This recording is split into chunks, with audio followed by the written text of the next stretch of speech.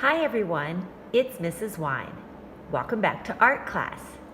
This week we are looking at the art of Piet Mondrian, and this is the video for choice 2 if you want to make your artwork with construction paper only. So this week, before we start to create our Mondrian based design, you're going to need to gather some materials. You're going to need construction paper. When you're looking for your construction paper, you want to make sure that you gather construction paper in the primary colors. What are the primary colors? Red, yellow, and blue. You're also going to want to make sure that you have 2 shapes of these primary colors, because these are the shapes that we see in Mondrian's work. What shapes do we see when we look at his work?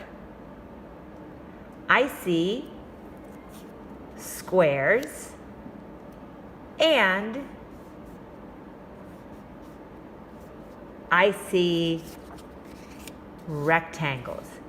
So you're going to want to make sure that all the shapes that you have are squares and rectangles.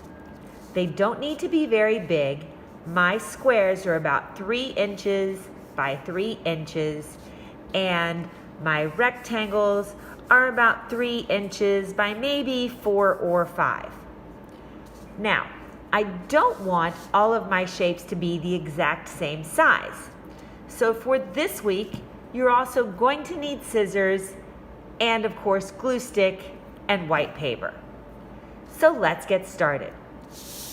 I can leave some of my squares big, but I might want some of my squares to be smaller. Remember when we did our collage artwork by the artist Matisse, one of the things we learned to do was to take geometric shapes and cut them into smaller geometric shapes without wasting any paper. So if I cut a square in half, I have 2 small rectangles.